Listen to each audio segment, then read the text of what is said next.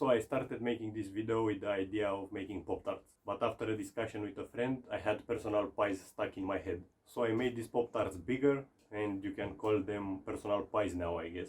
So yeah, you decide if these are personal pies or Pop Tarts. All I know is that they're super delicious and you should try them. So yeah, let's go make it.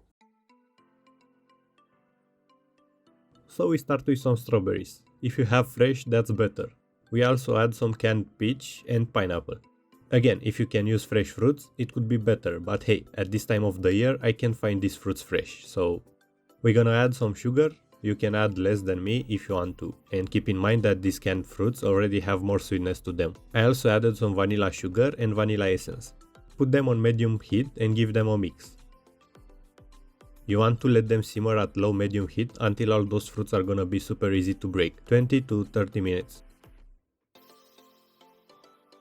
We're gonna use 20 grams of cornstarch and we're gonna add a little water to make it a paste. I guess you can add it as a powder directly, but I wanted to be sure, so I did this. We're doing this because in our Pop Tarts we don't want a runny or saucy jam. We want those fruits to stick to each other along with that sauce. Now smash those fruits a little with whatever you find in your home, but be careful because we still want fruit pieces in there. Add your cornstarch, mix and cook for another 5 minutes. At this point it should be ready.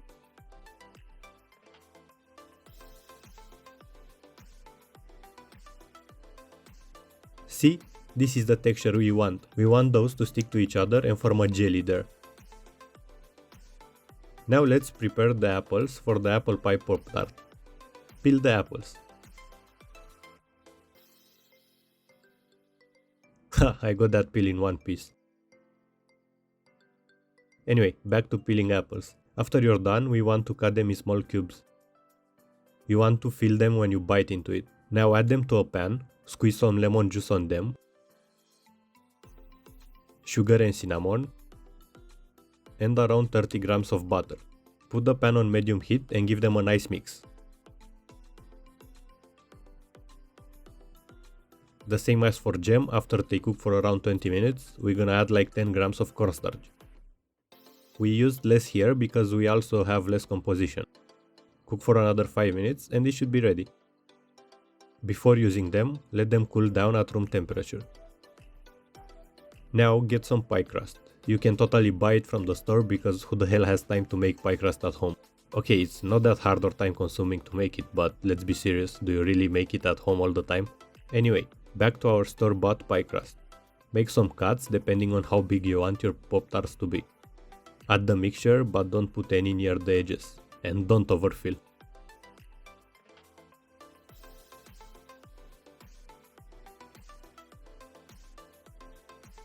Get the empty half on top and seal the sides with your fingers first, and then use a fork to give them those nice looking edges.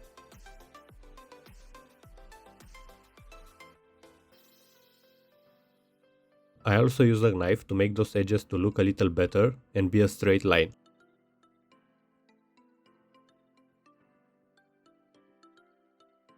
Do the same thing with the apples, don't overfill and don't put mixture near the edges. You want to use that space to seal them.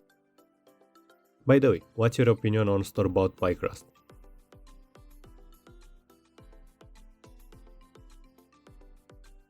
Back to our Pop Tarts. After you put them in a baking tray, put them in a freezer or at least the fridge for a few minutes. Fridge should be around 10 minutes, freezer should be 5 to 6 minutes. After that, give them an egg wash and cook them at 190 degrees Celsius until they get a nice color. You really need to keep an eye on them to not burn them. Depending on how big or small you made them, they have a different cooking time. You need to cook only the crust, so it should be at least 20 minutes. But after that, check on them. These are the strawberry pineapple peach ones, and they look amazing. In the back we have the apple pie ones, look how great they are. Now you can make the icing for them if you want, but I personally don't like it. It's powdered sugar plus a little milk or water.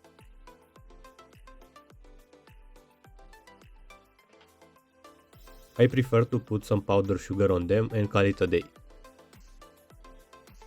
Would you eat Pop Tarts like this? Or it's a must to have the icing on them?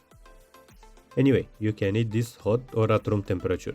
These are the ones with the fruit mix jam.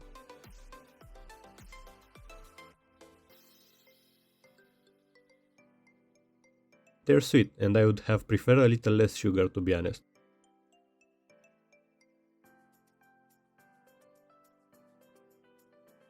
And these are the ones with apple pie filling.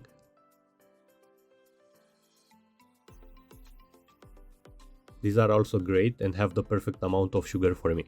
Anyway, if you enjoyed these recipes, please consider leaving a like, hit the bell and subscribe for more as I post every week. See ya next time!